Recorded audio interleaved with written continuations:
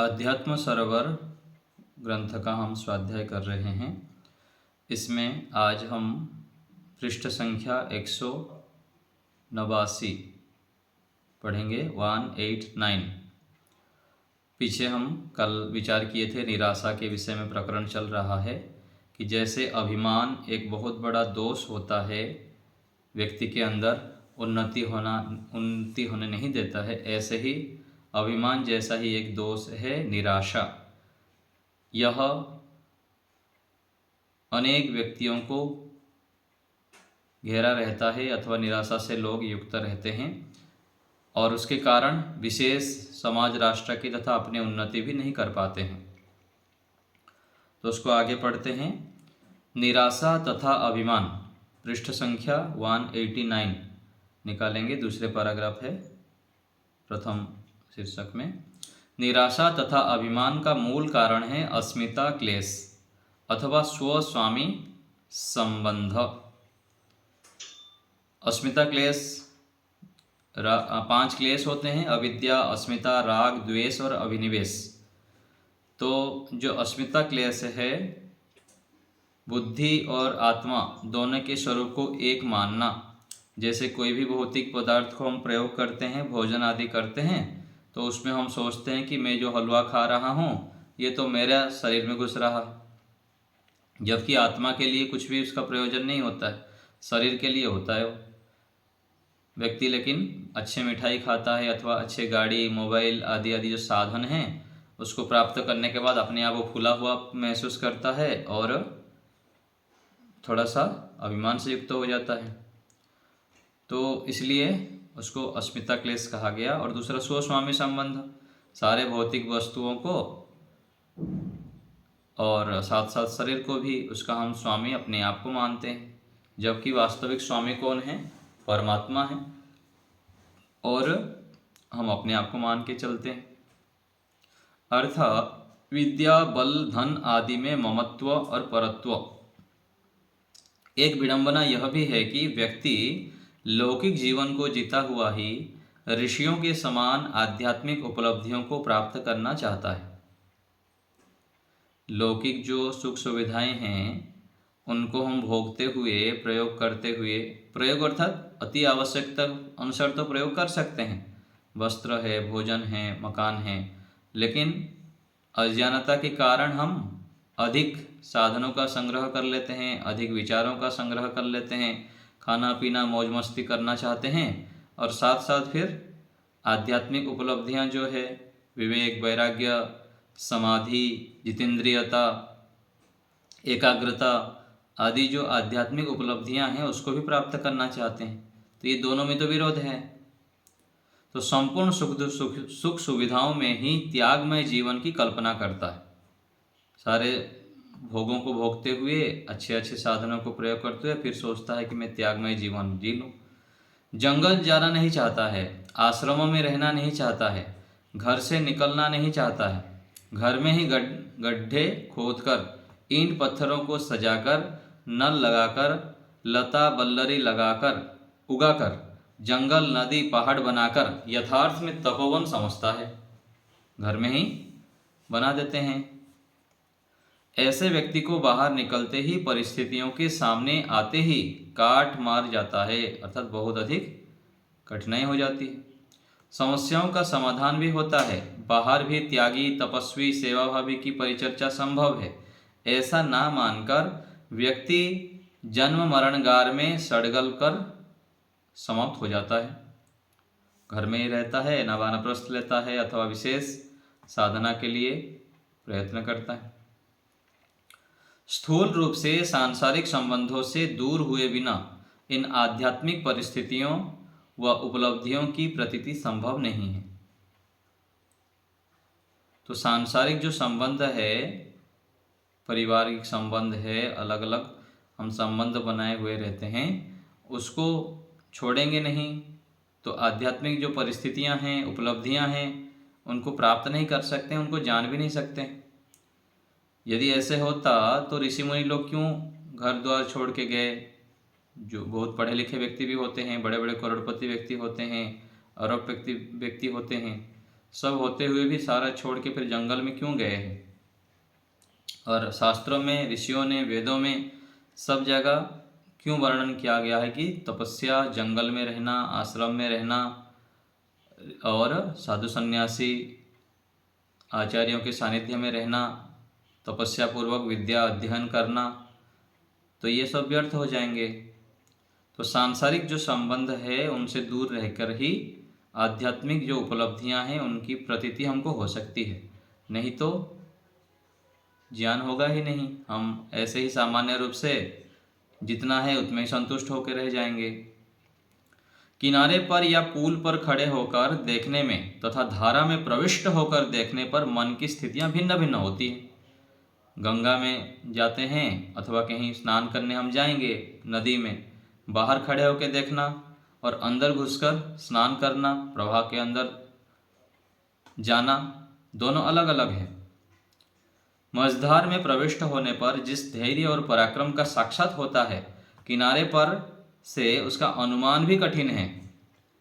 गृहद्वार, परिवार, ऐश्वर्य के स्वामित्व से दूर रहते हुए व्यक्ति परिस्थितियों पर विजय प्राप्त कर अपना अवलोकन करता है, तो उसे जिस आत्मबल की अनुभूति होती है, घर में उसकी वह कल्पना भी नहीं कर सकता है।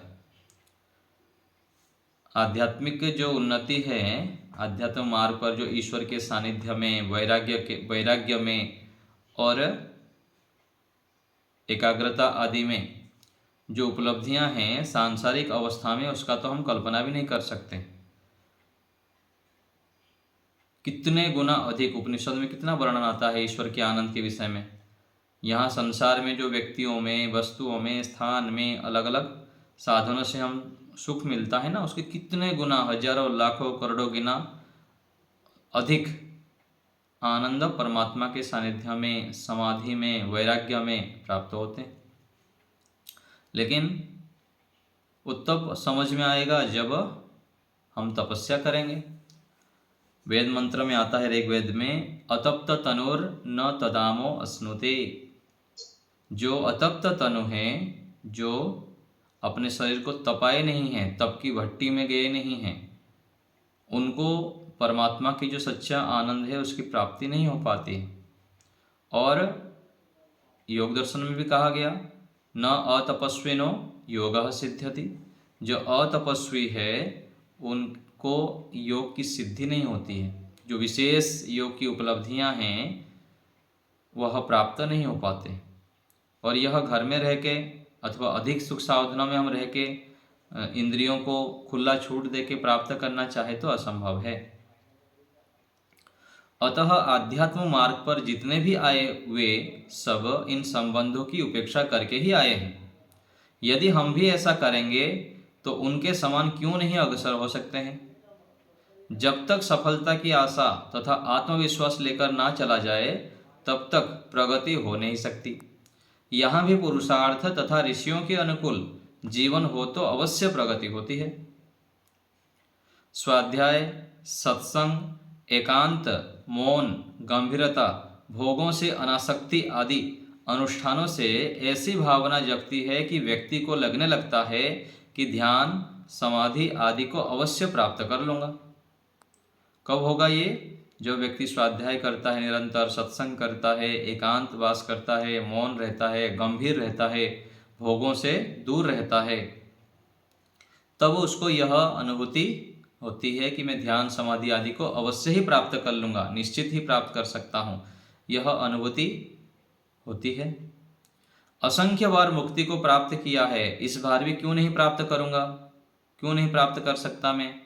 मुक्ति कभी नष्ट होने वाली वस्तु तो नहीं है, कहाँ जाएगी? यदि यत्नशील रहा तो आज ही अकाल पकड़ में आएगा ही।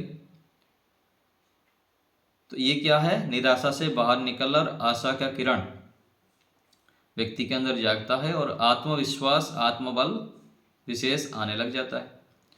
निसंदेह घनघोर जंगल में सिंह की दहाड़ सुनाई दे सकती है, मदमस्त हाथियों के झुंड से सामना हो सकता है, लेकिन क्या शूरवीर इस स्थिति में भी जंगल के अंदर प्रवेश नहीं करते हैं? आज वर्तमान में जबकि चारों ओर नास्तिकों की भयावह गर्जना व्याप्त हो रही है, भौतिक सुख साधनों को ही जीवन जीने का पर्याप्त साधन माना जा रहा है। बच्चा बच्चा आर्थिक भागदौड़ की विश्व स्पर्धा में भाग ले रहा है। ऐसे में आध्यात्मिकता के लिए प्रयत्न करना, धन मान प्रतिष्ठा के स्वामित्व से दूर हटना कठिन ही नहीं असंभव सा प्रतीत हो रहा है। परंतु आत्मपिपासु की हिम्मत और पुरुषार्थ के सामने एक सहज और सुगम वातावरण के निर्माण हेतु उपरोक्त समस्याओं से छूमंतर हो जाने में कोई संदेह नहीं होता। तो पुरुषार्थ करने पर व्यक्ति आत्मपिपासु हो जाता है और धन मान प्रतिष्ठा आदि को भी दूर रख पाता है। असंभव नहीं लगता है जब वो आशा से युक्त रहता है। यद्यपि बड़े बड़ी उपाधियों को धारण करने वाले उच्च से उच्च सरकारी पदों से अवकाश प्राप्त जाने माने तथाकथित व्यवहारिक अनुभवी लोग आध्यात्मिक जीवन को अस्वाभाविक तथा हेय सिद्ध करने में कोई कमी नहीं छोड़ते हैं। बोलते हैं ये तो स्वाभाविक नहीं है, तो यदि ऐसे सभी लोग हो जाएंगे तो कैसे चलेगा संसार, आदि आदि को तर्क देते हैं, बताते हैं।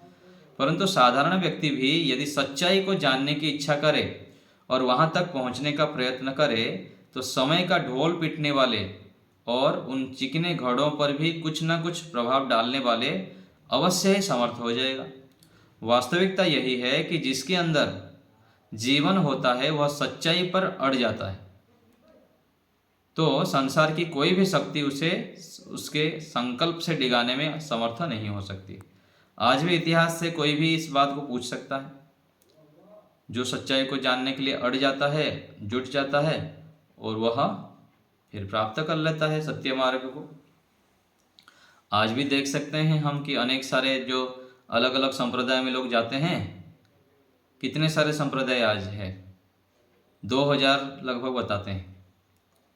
ईश्वर को जानने के लिए, धर्म को जानने के लिए लोग कहाँ कहाँ जाते हैं, किस किस प्रकार से पुरुषार्थ करते हैं। और वहाँ पर भी यदि वो निरंतरता श्रद्धापूर्वक पुरुषार्थ करता है सत्य को जानने के लिए, उसको सत्य पता लग जाता है। फिर वो धीरे धीरे एक के बाद एक छोड़ते फिर जो वैदिक मार्ग है, सत्य मार्ग को जान लेता है। तो पिपासु होने से, जिज्ञासा होने से, तड़प होने से सत्य को कोई भी जान सकता है। जैसे बाह्य शत्रु की ललकार को सुनकर कोई अनायास आत्मसमर्पण कर दे, प्रतिकार का उद्यम छोड़ दे, युद्ध के मैदान में मुंह ही ना दिखाए, तो यह उसकी पराजय, निर्बलता, कायरता की स्पष्ट अभिव्यक्ति है। वैसे ही आध्यात्मिकता की भीषण परिस्थितियों को देखकर यदि व्यक्ति इस मार्ग को अपनाने के लिए तैयार नहीं होता, प्रतिकार हेतु उचित उद्यम नहीं करता, तो स्वार्थ की सीमित सीमा से बाहर निकलकर आत्मकल्याण अर्थात जीवन की सर्वोच्च उपलब्धि रूप विस्तृत वन के मार्ग पर चल नहीं पड़ता। तो समझना चाहिए यह भी उसकी आंतरिक पराजय है, निर्बलता है और कायरता का अनावरण ही है। तो यदि उद्यम नहीं करेंगे तो फिर पलायन करना पड़ता है, पराजय को स्वीकार कर लेते हैं। तो निराशा की पगडंडियों पर डगमगाए हुए व्यक्ति के अंतरस्थल में प्रायः लक्ष्य सिद्धि के विषय में संदेह बना ही रहता है, कुछ मिलेगा कि नहीं मिलेगा। अनिश्चय का यह महान अंधकार उसे आगे बढ़ने से रोके रहता है। परंतु यथार्थता को समझ लेने पर निराशा की कलिमा अनायास छिन्न भिन्न हो जाती है।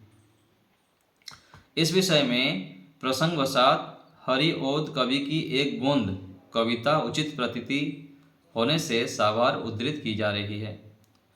तो कुछ पंक्तियां हैं यहाँ पर। ज्यों निकलकर बादलों की गोद से थी, अभी एक बूंद कुछ आगे बढ़ी, सोचने फिर यही जीव में लगी कि आहा क्यों घर छोड़कर मैं यूं कढ़ी।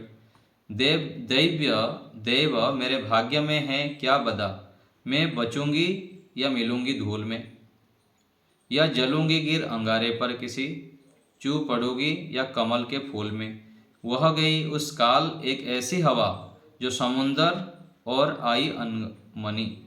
एक सुंदर सीप का था मुंह खुला, वह उसी में जा पड़ी मोती बनी। लोग यूं ही हैं झिझकते सोचते, जबकि उनको छोड़ना पड़ता है घर, किंतु घर को छोड़ना अक्सर उन्हें बूंद लो कर कुछ और ही देता है कर। तो बूंद निकला कहाँ गिरूंगा, नदी में गिरूंगा अथवा अग्नि में गिरूंगा ऐसे सोचते हुए फिर मोती में गिर के चमक गया। ऐसे ही व्यक्ति घर छोड़ने से पहले सोचता है क्या करूं क्या ना करूं, कहाँ जाऊं, कैसा होगा, संघर्ष कर सकता हूं कि नहीं कर सकता हूं। फिर जो थोड़ा सा हिम्मत कर लेता है फिर महान बन जाता है।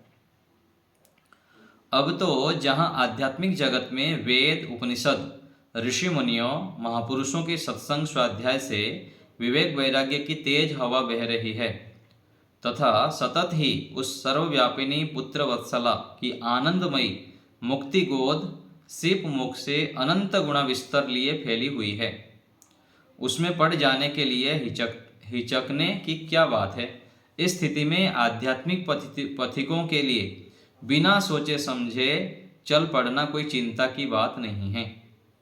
तो आज भी हमारे पास वेद है, उपनिषद है, ऋषि मुनियों, महापुरुषों के सत्संग स्वाध्याय आदि सब रखा हुआ है।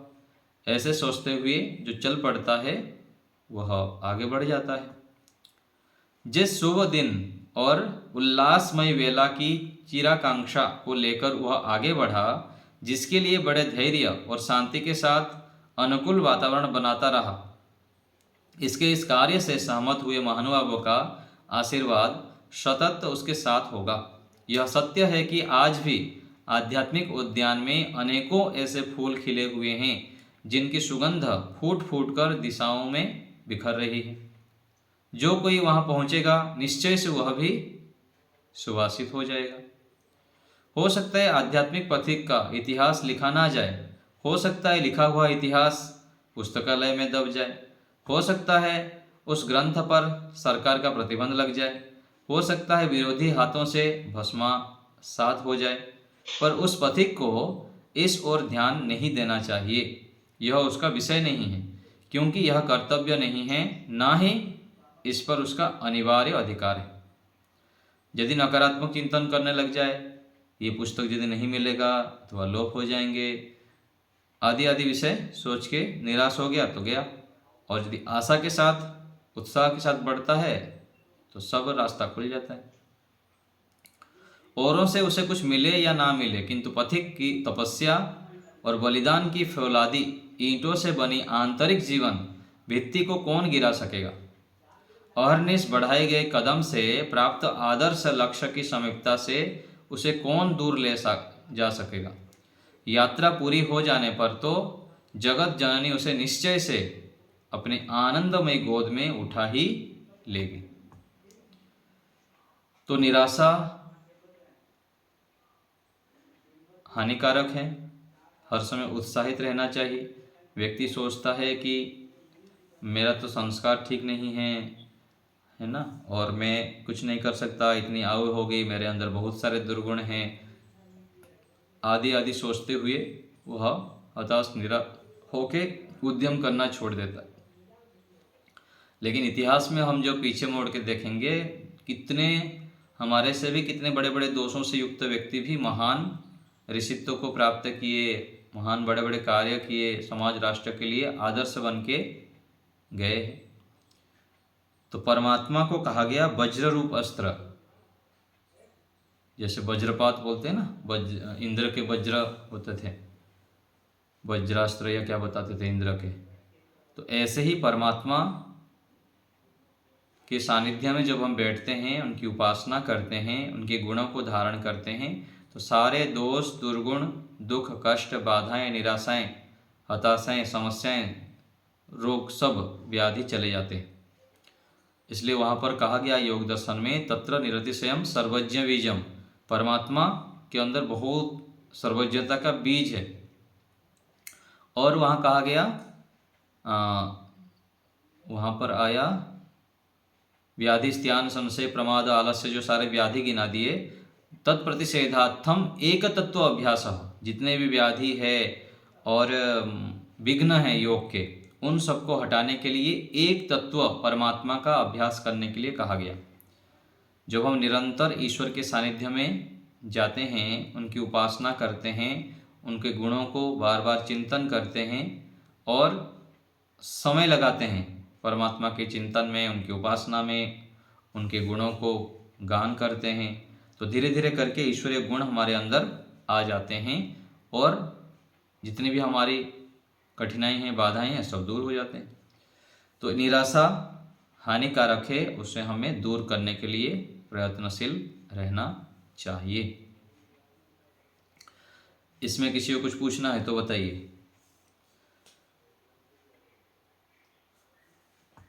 और कोई विषय किसी को पूछना हो।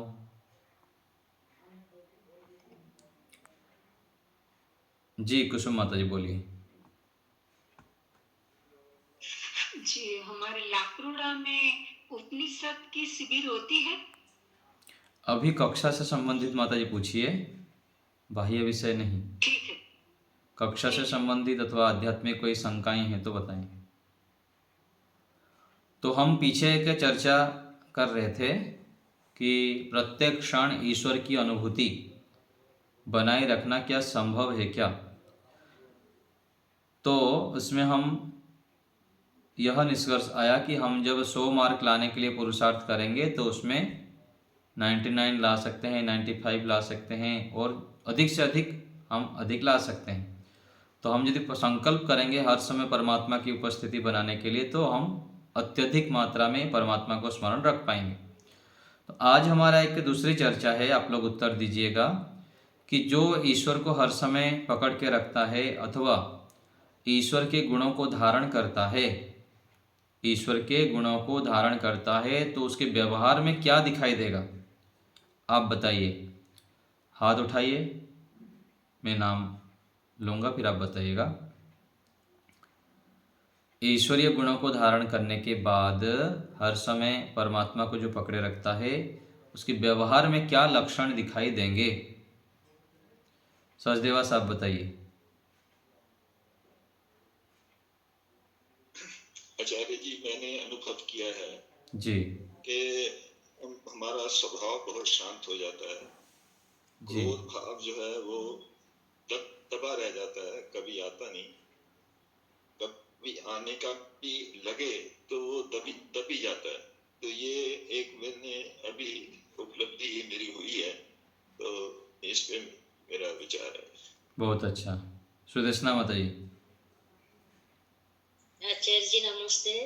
आचार्य जी, जो ईश्वर के गुण को धारण कर लेता है, ईश्वर के गुण के धारण करने के लिए कोशिश करता है,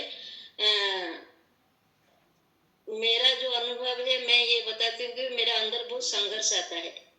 अरे ये करूँ ये ना करूँ, मेरे कोई कुछ बोलता है तो अंदर से गुस्सा आता है, लेकिन बोलने को कुछ नहीं। फिर किसी के आध्यात्मिक प्रवचन सुनने से फिर लगता है कि नहीं, क्रोध करना नहीं चाहिए। और ईश्वर के संतान हम सभी हैं, और सभी के अंदर अच्छे गुण और बुरे गुण भी है, इसीलिए हम उस वक्त अपने आप को संभाल लेते हैं। ठीक इतना है। मेरे अनुभव है। नवल जी। ओम आचार्य जी, इससे जो अनावश्यक का जो अहंकार है उसमें काफी कमी आई है, और मौन रहने का अभ्यास भी बढ़ा है, और क्रोध में भी बहुत कमी आई है, अमूर्त गिरावट आई है इसके अंदर, और अज्ञान से काफी कुछ इससे पर्दा हटा है, इसमें कोई दो राय नहीं। संतोष माता जी।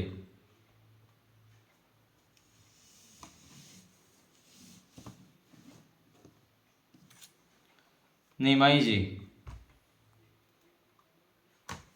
नमस्ते जी। नमस्ते जी। आचार्य जी बोल लिया।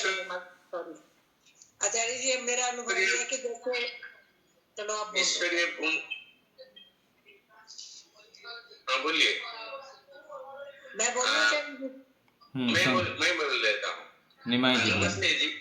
ईश्वर का गुण को धारण करने के बाद हमारा मन में जो काम, क्रोध, लोभ, मोह, ईर्ष्या, वो सब है, इसको हम छोड़ने के लिए प्रयास करेंगे, और हमारा मन में दया, सेवा और परोपकार, क्षमा, ये सब आनंद, ये सब गुण हमारे ऊपर होंगे, जिस वजह से हम सोचेंगे कि हम ईश्वर का वास करें। जब हम ईश्वर को पकड़ कर रखेंगे, हर वक्त हम ईश्वर का ध्यान करेंगे, ईश्वर को चिंतन करेंगे, मनन करेंगे, तो फिर हमारा जो दुर्गुण जितना है वो सारी दुर्गुण हमारा मिट जाएगी, और जहाँ अच्छा गुण, ये सब गुण है वो उभर आएगा। ठीक है, बहुत अच्छा। संतोष माता जी। जी, आचार्य जी नमस्ते। जब थोड़ा अपने आप को वो करते हैं तो सहनशीलता आती है, मन उत्साहित रहता है हर टाइम, और ऐसे लगता है कि शरीर हल्का हो गया है और मन से थोड़ा गुस्सा कम होना शुरू हो जाता है, और फिर अपनी आप ही ऐसे खुशी खुशी से हर एक के साथ इंसान अच्छा बर्ताव रखता है, और मन में इतना रहता है कि किसी पे दया करो, कोई दान दो, ऐसी उत्साहित भावना आने लग जाती है, ऐसी भावना आती है जिससे कि भी मन हल्का हल्का हो जाता है। बहुत अच्छा। सुनीता माता जी। आचार्य जिन ईश्वर का ध्यान करने थे, ईश्वर हर वक्त अपने नजदीक रखने थे, हमारा सेवा करने का, परोपकार करने का, और जितना भी सका विनम्रता का, सारे ईश्वर के गुण कुछ अंश मात्रा में हमारे अंदर आने लगते हैं जी, जब हम भगवान का ध्यान करते हैं। और अब नैसी बातें उतगिन मन वैसा नहीं होता जी, बेचैन सा अपने आप सहन शक्ति प्राप्त होती है जी। ईश्वर के सारे गुण धीरे धीरे हमारे में आने शुरू हो जाए जी। ये ईश्वर का ध्यान करने से हमें प्राप्त होगा जी। तिरुमल जी। नमस्ते निमाई जी, आप माइक म्यूट कर दीजिए।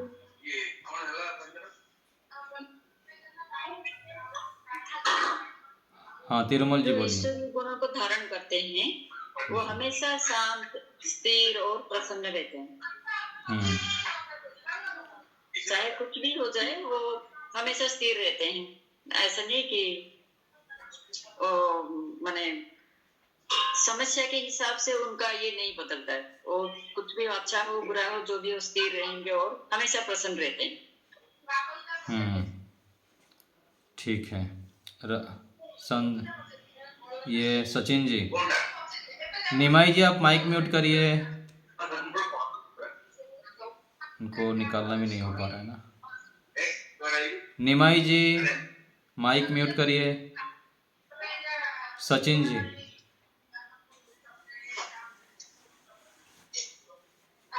हमें ईश्वर के साथ जो भी हमारा व्यवहार है या हम जब उसको याद करते हैं तो हम हर वक्त उसे याद करना, ना ही कभी हम तकलीफ में हो सभी याद करना। राजमाता जी।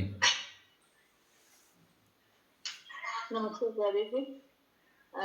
इसमें सबसे बड़ा गुण ये है कि हम अनुशासन युक्त होने लग जाते हैं, अनुशासन में रहने लग जाते हैं, और सहनशीलता भी बढ़ती है, और राग द्वेष से भी हम दूर होने लगते हैं। अगर कभी क्रोध आ भी जाए तो फिर लगता है कि नहीं, अभी हम इतना पढ़ रहे हैं तो ये पढ़ने का क्या फायदा, उसी टाइम हम कंट्रोल कर लेते हैं ईश्वर के गुण धारण करने से, और सबके प्रति सर्वे भवन्तु की भावना रहने लगती है। बहुत अच्छा। हाँ, आप बोलिए। SMG लिखे हैं ना, क्या नाम है आपका? जी, सुशील गुप्ता। सुशील जी। आचार्य जी, वैसे तो ईश्वर के बहुत गुण हैं, उसमें से सारे गुण धारण करें तो वो तो अनुभूति कल्पना से परे दूरी है। सिर्फ एक या दो गुण भी धारण कर लेना तो जो आत्मिक शांति मिलती है, मानसिक शांति मिलती है। जैसे कि अगर हम लोग ईश्वर का आनंद उठा पाते हैं, अगर ईश्वर की तरह जैसे कहता है सब जीवों के प्रति दया रखो, दान करो, अगर हम लोग कोई अच्छा कर्म करते हैं, किसी का भी सहायता करते हैं, उसकी जरूरत को पूरी करने का कोशिश करते हैं, तो एक आत्मिक संतुष्टि होती है, बहुत बड़ी संतुष्टि होती है जब हमने अच्छा काम किया। धन्यवाद। तो मैं प्रश्न को और एक बार दोहरा लेता हूँ। जो व्यक्ति ईश्वर को हर समय साथ में रख के चलता है, हमारे अंदर ना हो कोई बात नहीं, क्या क्या लक्षण दिखाई देंगे, चाहे हमारे अंदर दिखाई दे अथवा दूसरे के अंदर दिखाई दे, क्या क्या लक्षण दिखाई देंगे और क्या लक्षण दिखाई देते हैं जो ईश्वर से जुड़े रहते हैं, जो विशेष आध्यात्मिक कार्यों को करते हैं, ईश्वरीय गुणों को धारण करते हैं। जी, उषा माता जी।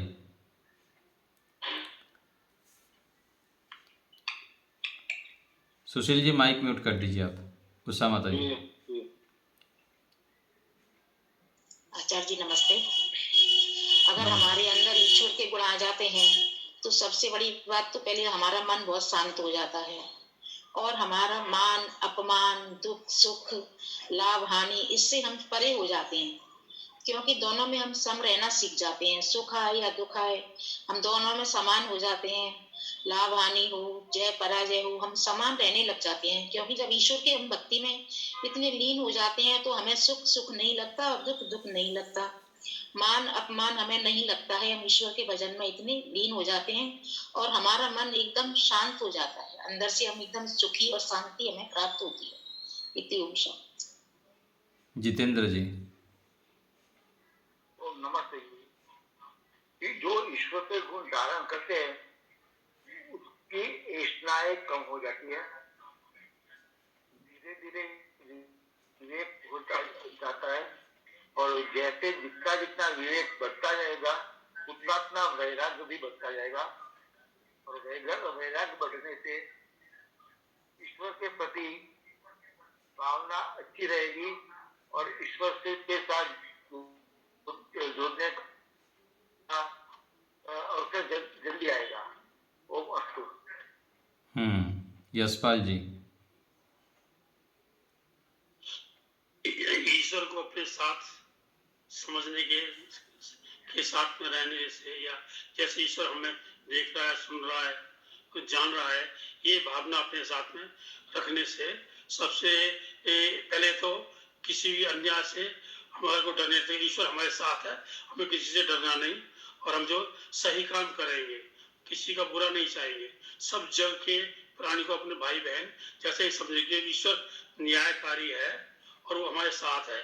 तो बड़ी से बड़ी जो मुसीबत भी है जिसमें कि बहुत लोग बड़े परेशान हो जाते हैं, लेकिन हमें पता है हमने कोई अपराध किया होगा तो ईश्वर हम उसका हमें फल जरूर देगा, ये समझकर हम दुख को सह लेते। ईश्वर से यही कामना करते हैं कि बड़े से बड़े दुख सहने की शक्तियां प्रदान करे। ओम नमस्ते। कुसुम माता जी। नमस्ते आचार्य जी, सभी को सादर प्रणाम। ईश्वर भक्ति से, ईश्वर प्रणिधान से हमारे अंदर एक आत्मबल उत्पन्न होता है और दुखों को सहन करने की सामर्थ्य उत्पन्न हो जाती है, और हमेशा ये लगता है हम सत्य बोले हैं, क्योंकि परमात्मा ही देख सुन जान रहा होता है, और इसी असत्य बोलने का परिणाम भी हमें पता होता है, इसलिए हम सत्य बोलने की क्षमता हमारे अंदर उत्पन्न हो जाती है। दूसरा, हम मन वचन कर्म से किसी को कष्ट नहीं देते हैं, सभी किसी के संग भी भेदभाव करने की भावना हमारे अंदर नहीं उत्पन्न होती है। दया करुणा ये हमारे अंदर उत्पन्न हो जाती है कि सभी प्राणियों में परमपिता परमात्मा है, सभी के अंदर हमारी जैसी आत्मा है, किसी के संग भी हमें भेदभाव नहीं करना है, चाहे किसी के बच्चे हों, चाहे हमारे बच्चे हों, चाहे दूसरे के बच्चे हों, सभी के संग एक सही हमें व्यवहार करना चाहिए। किसी के साथ में पक्षपात युक्त व्यवहार नहीं करना चाहिए, ऐसी भावना आ जाती है, और हमेशा प्रशंसित रहने की भी भावना उत्पन्न होती है। जी बहुत अच्छा। राजश्री माता जी। नमस्ते आचार्य जी। जो व्यक्ति ईश्वर के साथ संबंध जोड़ता है उसमें वैराग्य का भाव होता है, कभी क्रोध नहीं करते, हर स्थिति में सम रहते हैं। कुसुम माता जी माइक म्यूट कर दीजिए आप। दूसरे लोग कैसे आगे आए वो ऐसी मदद करने में हर वक्त तत्पर रहते हैं। वो लोग करुणा से भरपूर होते हैं, उदार भी होते हैं, अनुशासित भी होते हैं। ठीक है, बहुत अच्छा। तो इन बिंदुओं को चर्चा करने का मुख्य उद्देश्य है कि हमको जो पता रहेगा ना किन किन गुणों को धारण होता है, कैसे उपलब्धियां होती है, तो हम उसको धारण कर सकते हैं और उसके प्रतिकूल आचरण को हम छोड़ने में समर्थ हो सकते हैं। तो इन चर्चाओं को हम हर समय मन में सोचें, क्या मैं इन गुणों को धारण कर रहा हूँ, क्या कितनी मात्रा में धारण कर पा रहा हूँ, और कितना मुझको पुरुषार्थ करना है, और दूसरी तरफ आशा के रूप में, उत्साह के रूप में मुझको ये धारण करना ही है और अवश्य ही धारण करना है। ऐसे विश्वास दृढ़ करने पर ईश्वर की कृपा से हम अवश्य ही इन श्रेष्ठ गुणों को धारण कर पाते हैं। तो हमको ऐसे विश्वास रखना है कि मुझको ईश्वरीय गुणों को धारण करना है, अवश्य धारण करना है। तो ऐसे करते हुए परमात्मा से भी सहायता मांगनी है कि प्रभु आप हमारे पिता हैं, मेरे परम हितैषी हैं, आप मुझको सामर्थ्य दीजिए, शक्ति दीजिए, मैं आपकी ओर निरंतर बढ़ूं, आप में मेरी अत्यंत श्रद्धा, प्रेम, रुचि आप बढ़े और मैं आपको सर्वोत्कृष्ट जानूं, संसार के कोई भी पदार्थ साधनों को अधिक महत्व ना दूं, आपको ही महत्व दूं, ऐसी कृपा मेरे ऊपर कीजिए। ऐसे संकल्प, प्रार्थना, श्रेष्ठ विचार निरंतर जब हम आवृत्ति करते हैं तो अवश्य ही इन गुणों को धारण कर पाते हैं। ठीक है, आज यहीं रखते हैं।